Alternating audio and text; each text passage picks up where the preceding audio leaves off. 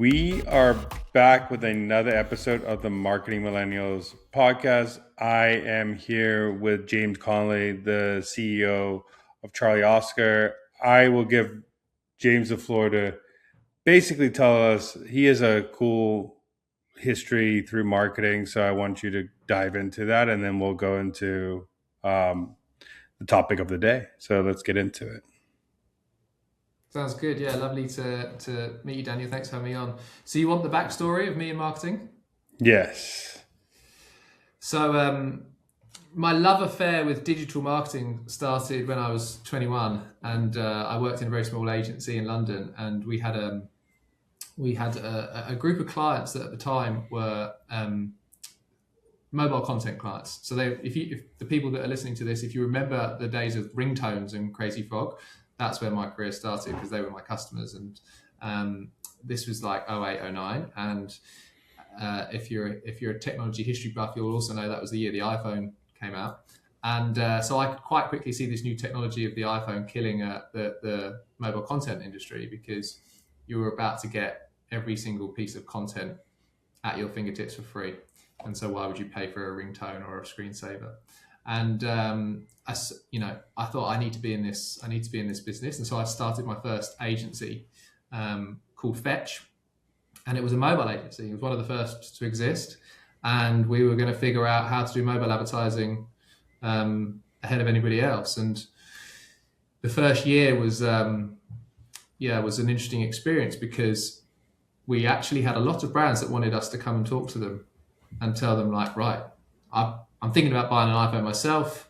My kids are getting an iPhone. Should we be advertising this platform? And so we had lots of these great conversations, but the reality was people weren't actually changing the way that they market themselves. And the learning was like, trends happen fast and marketers move quite slowly.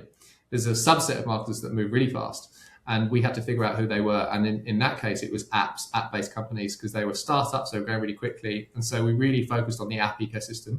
And right, okay, so once you've got an app, how do you find your next 100,000 customers? And so we got really good at that, and figured out the app stores, how to market, how to get good quality customers. And that was how we found like our niche. And so we went on and we launched in San Francisco, and actually we took the business all around the world and worked with a lot of the world's biggest digital economy businesses or app businesses, from Apple, Uber, Expedia Group, Supercell, all the big app companies. And then I eventually sold that business to Dentsu, which is one of the larger holding companies. And I left a few years ago, and now I'm building Charlie Oscar, which I can come on to, but we're solving a slightly different problem. Yeah, you could go into, we'll, as we talk about it, we can go into it. But I think the thing you're solving with the iPhone, I think we're in the next phase of marketers moving fast with AI, and then there's the people who are going to move slow. So I think we're in the next big trend right now, which is crazy to see that happened 10 plus years ago. And now we're in a new trend where people are figuring out, should I be marketing on these LLMs? What is that going to look like?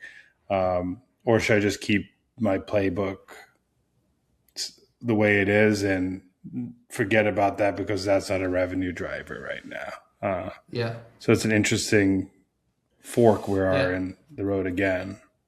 It is. And the reality is, timing is everything, right?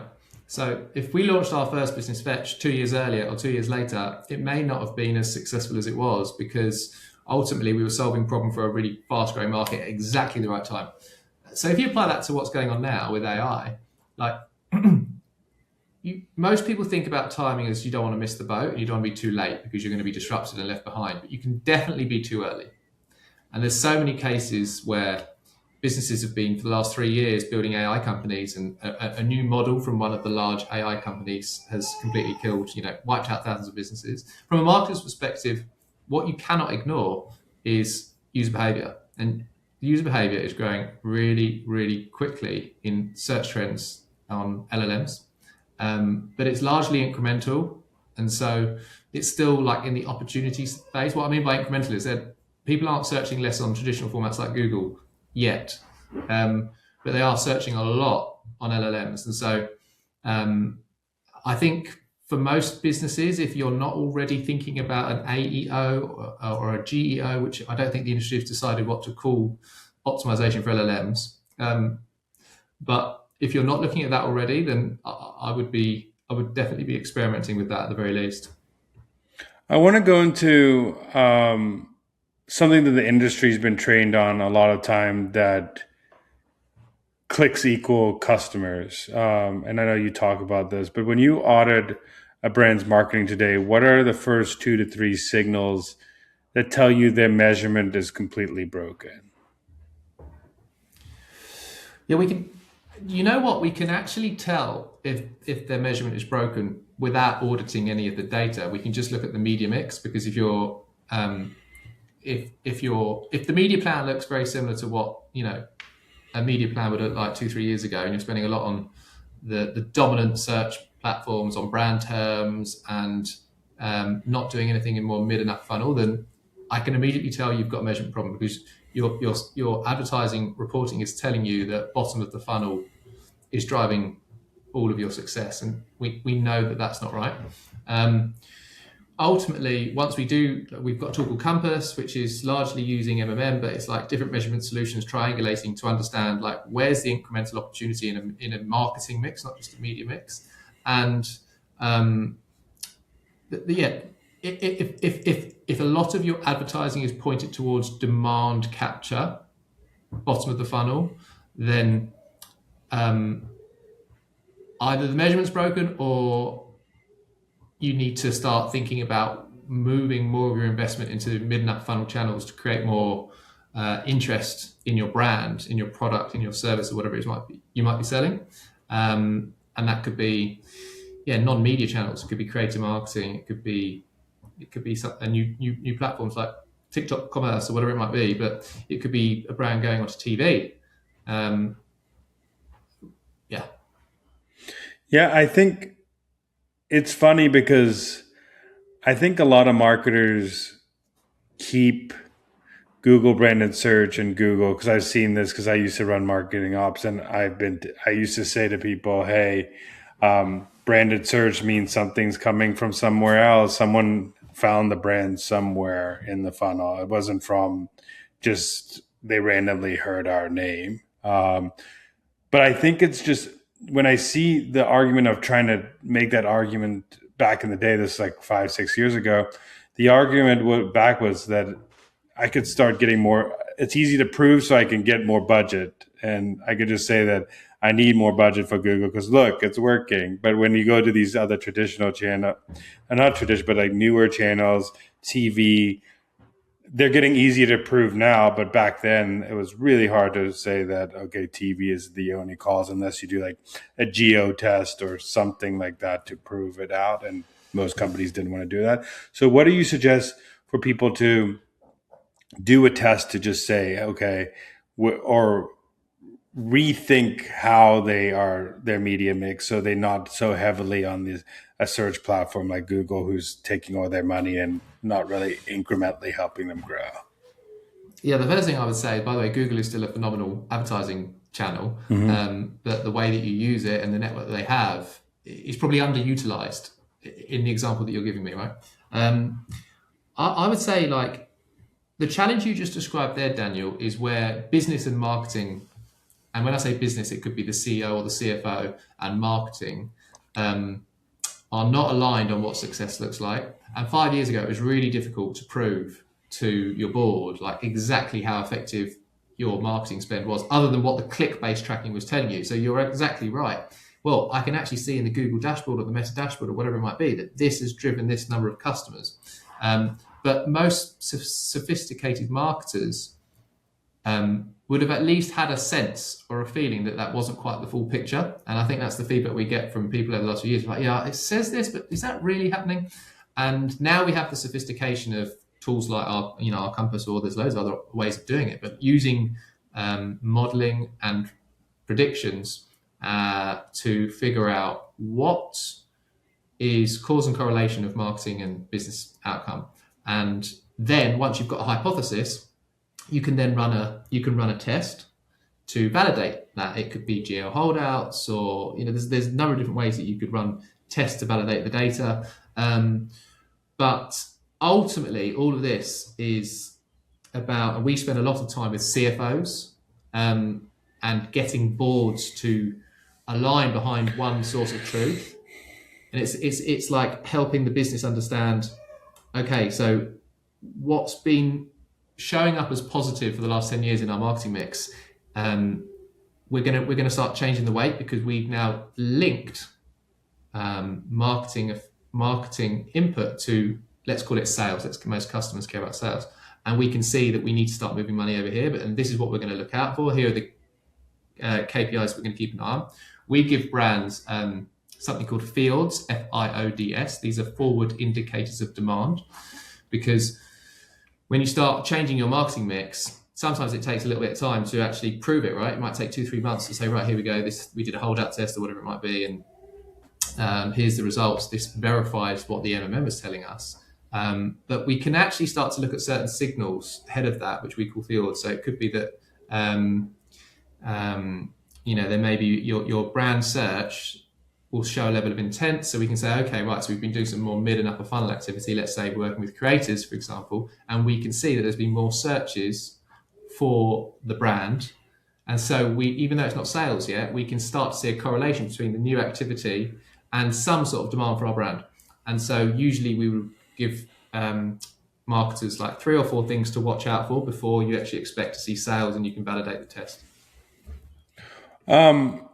Going in a little deeper into that, what are some of those leading indicators? You said one is like maybe tick up in branded search for your brand. What are some leading indicators that marketers could look at today if they're starting to experiment on channels away from the giants that most companies are advertising on? Yeah, so other than so the way we think about that is like you've got third-party data points and you've got first-party data points. So the third-party data point would be something like Google Trends and having a look at the demand increases there over time. But then the first party would be looking at your own owned media. So it could be your website or your app. It could be your social channels. Like, what change are you seeing from potential customers interacting with your brand? Is your our sessions increasing to your website? Is your follower count growing? Are you having more app downloads, for example? Like, what we want to see some intent from potential customers, even though they might not purchase straight away. And so it really does depend on the business, but they're the type of things that you can capture in real time. You know what's going on, and you can correlate it to marketing activity. And what are some? I know you said, okay, you go into this business and you're trying to basically talk to these CFOs to make a change of like what we're trying to do. What are some structural changes you would make in, let's say you were running a marketing department or going in to fix a marketing department right now? What are some structural changes that you make to make sure that they are capturing demand, but also like doing what you say, creating demand? Do you think it's misaligned incentives? Do you think it is like attribution problems? Do you think it's because like Rory Sutherland says all the time that, I mean, it's like going on Google is basically like you're like IBM, right? Like you're making a choice that everybody's making, so it's hard to get fired from like saying I'm going to put money at Google versus I'm going to put money in CTV and it flops. So, what are some structural changes you would make in an org? It's a really good question, and it really does depend on the size of org. I'll work backwards, like that Rory Sutherland comment. You don't get fired for Google advertising with Google. The old IBM anecdote. Like, at the end of the day, businesses either have a growth problem or not. And if you've got a customer growth problem, then you need to look at the marketing strategy. And spending lots of money with Google might not be as safe as people think as an acceptable answer. We see this a lot with private equity owned businesses because um, they are they look at marketing in a very data science way, which is ironically how we look at the measurement side of things. And ultimately, if increase in spend in marketing is going up, but we're not hitting growth targets, then there's a fundamental issue with the mix. But in terms of thinking about an org structure, I don't know if this will answer your question directly around measurement and incrementality, but when a successful marketing organization today probably gets three things right. They do have the data flow in the business so that they're continuously learning on and getting signals on what's working and what's not. And that could be incrementality. I mean, hopefully it should be. You should be using some sort of tools and solutions around incrementality, but it also needs to be things like feedback loops from paid media to the creative teams and, social signals from potential customers. Like if a business isn't leaning into leveraging data and it's readily available to decision makers in the business, which by the way, we still see as a huge gap for a lot of marketing orgs, then that would really need to change, I think. The second is it's the creative media debate. Like I'm working on a theory that nearly all marketing problems are actually creative problems, and for too long you could do reasonably good marketing without being brilliant at creative. That's changing, and so having an organization that respects and understands content and creativity and elevating that across marketing is something I'd really embed in a marketing team. And I think it's like impossible to grow a successful marketing organization if people aren't inherently social, like understanding exactly how social works and how fast trends are moving, and having native people in the business that live and breathe the platforms that their customers are spending time on, I think is crucial. I said I'd say three things, but there's a fourth. And the fourth one is AI. And this is, I think, probably arguably the most interesting one, but I don't know why I thought of Burger King. I have no idea, but like if Burger King implement AI into their marketing this year or not, it's not going to have a huge difference on how many burgers they sell this year. But the speed in which this technology is changing and how marketers can implement it is like faster than I've ever seen before. And so I wouldn't need a team full of AI experts in a marketing organization, but I would really want some curious people. Like curiosity as a culture within a marketing org is going to be very, very important if it isn't already, because change is going to be faster than anyone's ever seen before. Yeah, I think what you're saying too is fundamentally what a lot of marketing teams get wrong is you need to start with some sort of hypothesis of what you're trying to solve, and then without bias, you do that test and then come up with an answer. And you need curious people to come up with a hypothesis that are good, and then you need someone this data analysis to show if you're correct or not, and then use data to instill more curiosity, look at those trends, analyze those trends, and say more curiosity to build. And I think it's this like loop of creative people helping with the hypothesis, coming up with new things, and then testing with data people, validating, and this is a cycle where if you don't have both, you're just using data all around in a circle, which data only could tell you things that you've done before. I can't tell you like net new things usually. So I like the way you think you're like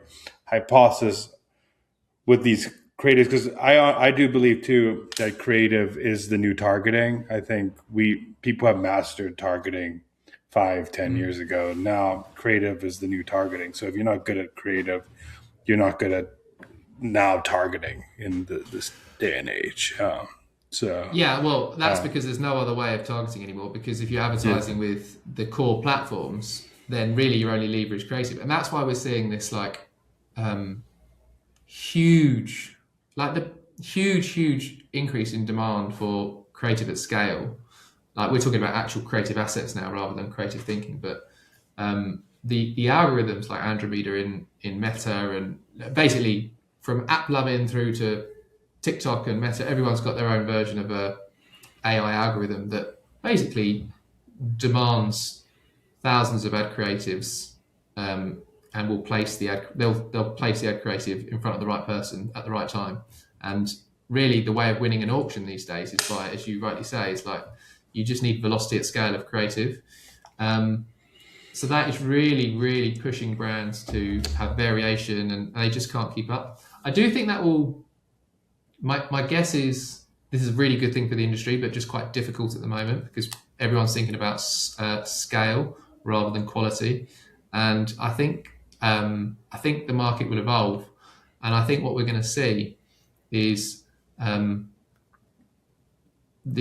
the rewards at the moment are to the early mover who's throwing all of the creative at the wall and seeing what's sticking and then iterating. But the reward soon will go to the brands that are able to make the best creative. And what is the best creative? Well, it's different, it's unique, and it's thumb stopping, and it actually customers engage with it and feel good about it. And so I think we're going to go from a quantity to a quality shift over the next, I couldn't tell you how long, but nonetheless, you're absolutely right.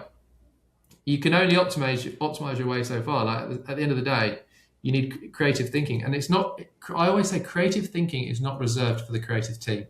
So in a creative team, one of the things you need is that next big idea that's going to make someone laugh, cry, or stop scrolling. But I want to see creativity from other parts of the business, because trying to do something in a different way, it could even be the way that you approach a data challenge. Like if you could try and do it differently to get a better result, that for me is also being creative. I agree. I mean, I used to be in marketing ops, and I thought that was a creative role, like because you're trying to manipulate systems to be more efficient, to try get a better result, to move faster, to save time, and some of the more interesting solutions that the software that you were presented with couldn't do, and you had to do a workaround around that software. So I'm 100% on that side. I wanted to ask you, so like when you're thinking about like media mix, how much should, rough numbers, I know it depends on companies, how much should brands reserve for investing in that like creative arm to test on these platforms? Because I think a lot of people just say, I'm going to put all this budget, I'm going to spend a very small amount on creative, and I'm going to maybe do creative slop here and there. I'm just going to put a bunch of money on these platforms. What do you think you should reserve for um, building out a creative to market on these platforms? The There's a pragmatic answer, and then there's one that's a little bit more out there, should we say? The out there answer is I would completely start again and think about budgeting from a creative and media point. Like if you were doing a zero budget, starting now and building up, I wouldn't think about how much of my media spend should I spend on creative. I would think about building a creative content engine, right? Through creators, UGC, ambassadors, celebrities, branded content, founder content, like whatever it might be. I'd be growing organic channels, and I'd think about paid media as the amplification to that content strategy. That's like and what that percentage split lands on, I don't know, but I bet you it's closer to 50-50 than it is in the current model where people build a media plan. They go, right, what creative do we put in the media plan? And usually you probably spend like 80% on the media and 20% on the creative, and that's max. Like we see brands that are spending 90% on media, 90% on working media. But the shortcut answer to your question is like every brand, the life cycle of their business, whether they're challenger, market leader, small independent, huge, but the number's different. But I would say if I had to pick a number for all, like if you're not spending 30% of your overall marketing budget on creative, then, and that could include influencer marketing, whatever it might be, then I think you're probably underweight.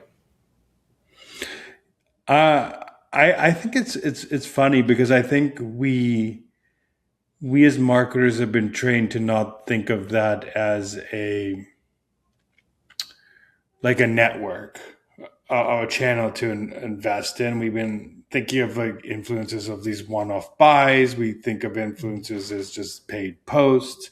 We don't think of the obviously the people who get it aren't thinking that way. But I just think that sometimes just because Meta and Google are easy to allocate money to, I think we automatically think that that's where we should go. Where it is a little bit, there are platforms that are helping allocate budget better for creators, but it's harder to allocate budget like you are on a Facebook or a Instagram or so. I think we have a mindset problem a lot, especially in B2B when it comes to investing in the network of like these are media entities that own that have trust with an audience that you're investing in versus these are one-off buys, billboards that I'm buying. I think it's a mindset shift. Yeah, you are spot on, and it's not actually just from the marketing teams. It's sometimes from the the CEO and the leadership team. Because look, I'll tell you this. Last year I was in a meeting with one of our customers, and they probably spend $100 million a year on marketing, and it was at a time of year where they really needed to push. They needed a push, right? It was seasonality wise. They needed a push, and they were spending far too much with some of the big dominant digital platforms. I won't name names, and we could show that actually they were really underweight in areas like influence marketing, and we were like, guys, now's the time to really start to shift, because you may want to spend more money here, but you're just not going to. It'd be better just not to spend it, because the incrementality is showing there's diminishing return curves in all media, and they were at the limit, right? As in, they spend any more money, they're just not going to get anything back. But the CEO's answer was, yeah, but it's easy to spend. I can spend more money with Google tomorrow, and I'll get more something. And that's the problem. Like, it's so easy to spend more money with the digital platforms, and not everyone has the same level of understanding of it's not this unlimited road of high quality customers that are going to be interested in your brand. So there's an educational piece, and that's why I go back to the point I made earlier. Like, internally, you need to make sure in an organization that the CFO, the CEO, and the marketing team are all aligned around what success looks like and what the right KPIs. We actually go in and do training on measurement, MMM, to boards and to internal teams, and that's where we've seen the best success. They go, okay, we get it. This is the bridge. This is what we're working towards, and it's that understanding.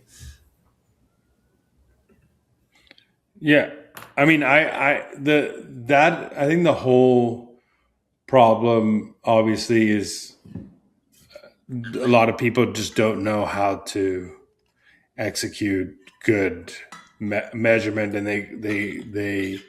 they opt in for whatever the platforms tell them is measurement or last click attribution. They don't think about incrementality. They don't think about different media mix modeling. And I honestly think there's not one. All these models are, like you said, are compasses. They're directly trying to tell you. None of them are going to give you a straight answer, but they will give you an idea of where to invest. But if you only pick one thing like last click, you're just losing on half your marketing. But I also wanted to go back to one thing. I know you've mentioned this a bunch on this podcast, but of like the creator spend and investing in creators. What could you just? Because I think there's a misunderstanding what that actually means. So what does it look like? Like you spending on creators for and elevating that content. Yeah. No, look, it's a really good question. You're right. There is a misunderstanding of it, and people are using different terminology. You've got some people talk about influencers, some people talk about creators, ambassadors, celebrities. The way that we look at it is when you work with a person of influence or a person that's creating content online, right? They may have 1,000 followers, they may have 10 million followers, right? But they're creating content online and people are engaging with it. So we call them creators. And broadly speaking, you can use creators in two different ways. One, as distribution. So they can create some sort of content endorsing your business, and their audience is going to see it, and that's going to have some value if it's the right match, right? But increasingly, the most interesting way to use creators or influencers is actually just for the content. And so the biggest shift in the industry, the biggest growth in influencer marketing is coming from some people like to call them like nano influencers, micro influencers, bloggers, or even just like UGC content, which is people with no audience at all, but they've got a phone and they can create ads.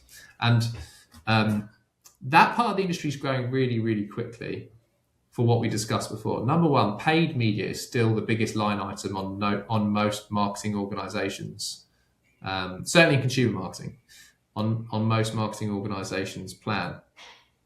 And the way to get the most out of paid media right now is content at scale. And the cheapest and most efficient way of getting content at scale is outsourcing it to an army of creators all around the world.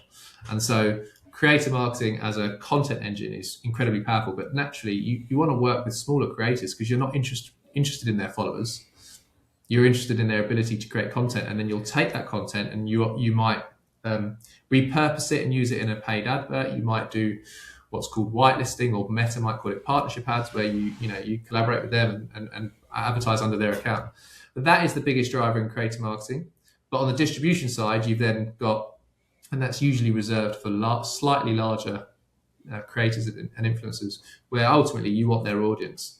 Now, the holy grail is to have both, where you've got a creator strategy that has, like we talk about there being a pyramid of creators. So like you've got the Kendall Jenner at the top, like the big celebrity ambassador, and at the bottom you've got people with 500 followers making UGC content.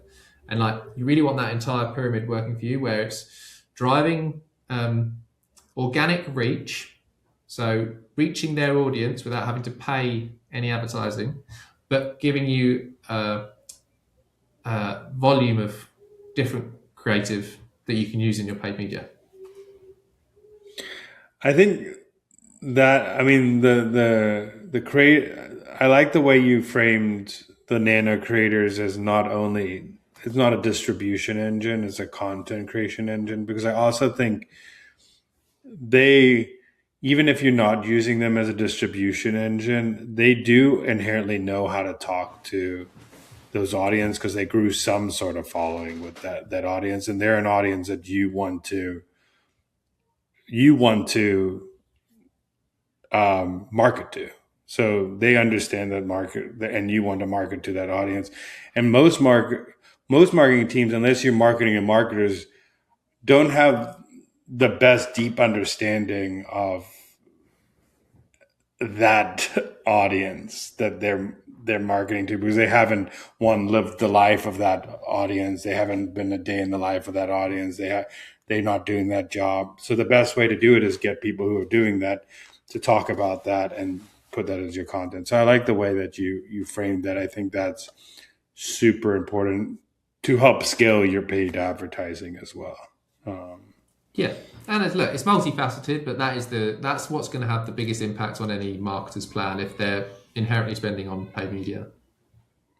I want to go into what is one thing mindset that you would try change in the current marketing landscape of the problems you see? What is like a mindset you would change for marketers?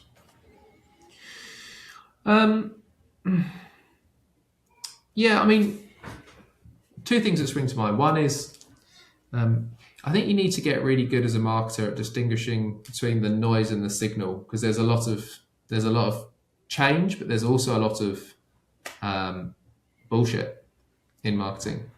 And I don't know about you, but like, I might be scrolling in my own time trying to think about something completely different to work, and I might be on Instagram and I am getting hounded with ads from all sorts of different marketing companies or marketing professionals promising me that the world is about to end and everything's going to change, and they've got the perfect solution. And so the noise to signal ratio is not great in marketing at the moment.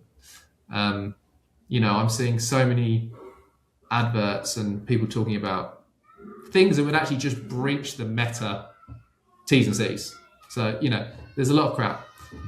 So I think I would encourage marketing teams to, um, have, be forward thinking, think about where you need support, and if communication, like people get in touch with you, you read something, whatever, like if it falls in the noise category, just ignore it for now. On the flip side, and this is a bit of a contradiction, and I said this earlier, but like there's noise for a reason. There's a lot of change, and if there isn't curiosity in a marketing department about what's coming next, and like a personal interest in figuring some stuff out, then I think that's a challenge. So, in one respect, I would encourage everyone to be curious, but on the other side, don't go down the rabbit hole. Yeah, I think it goes into the point you're making also with paid advertising too. Of I think you need to have some people on your team that have a pulse on the trends and the relevancy of what's happening in today's market, or one with your customer, and two also with the market of Yeah. marketing. Like have a pulse of where user behavior is headed to, have a pulse on um, what is culturally happening to different generations. If you don't have that on your marketing team, it's hard to make that pivot. You as a user know, like I as a user know as a millennial, that I've shifted 70% of my behavior that used to be go to Google towards chat bots. Like I know that as a Mm. marketer. So if I know that that's happening, there's probably a lot of people that are doing the same exact thing. So how do I solve that as a marketer, and figuring out that point But as you a have to be marketer careful. that You have to be careful because you're right, Danny. Like also if you assume that the population acts like you do, Mhm. then you'd be wrong because Yeah, they don't. exactly. This is the Yeah. crazy thing, right? And look, we are inherently as marketers probably a bit more forward thinking than I guess the general population. But like that's a really good example. I'm using Claude and all these different LLMs and ChatGPT and whatever else. But the reality is Google search traffic is going up. It's going up. So as a marketer, um, you you have to look at your own trends and then the trends of your customers and then what the data is showing you and then sort of triangulate between the three. I think you make a good point there too. I think you're right. I think the end person that you should give a real damn about is the person who you're trying to sell your product to, and your behaviors. I as a lot of marketing companies and SaaS companies are way ahead of the curve. Like those people you were trying to um, market to when you first started your first business, Fetch. You were Mm. trying to those people who were really forward thinking of I'm going to build apps. These apps are going to be um, used by a lot of people. These apps are I'm going to and those people I'm going to market to. Those are the forward thinking, and a lot of the marketers are, especially on LinkedIn, are those forward thinking people who are scaring you. But there are so many, just like the like computer, just like iPhone. There's so many people who are not have not crossed the chasm at all. Mm. And we can't forget that a lot of people are marketing to uh, plumbers or electricians or restaurant owners, or that aren't all they care about making good food. They don't care about like being on trying to figure out how to do a new workflow in Claude today. Yeah, exactly. So And it all comes back to that timing horizon. Like it is impossible to time things perfectly. You just don't want to be too early or too late. There's a bit in the middle where you're a bit early, bang on time, or a little bit late. That's all fine. So when you look at ChatGPT or like LLMs versus search, like, and you're targeting plumbers. Your ICP is plumbers, right? Right now, if you shifted a lot of marketing efforts into LLMs, you would be in that too early category. But at some point, that will be the right thing to do. So you have to have a view, and that's making a bet on the future, which you need a little gamble there. I also think you always got to have that curious mind, testing mindset, curious mind, experimental mindset. That you just keep putting a small amount of testing working capital to see if there's an uptick, and not blow your budget on it, but have working capital doing that. Lastly, I want to ask you, what is a marketing hill you would die on? A marketing hill that I would die on. I don't want to repeat myself,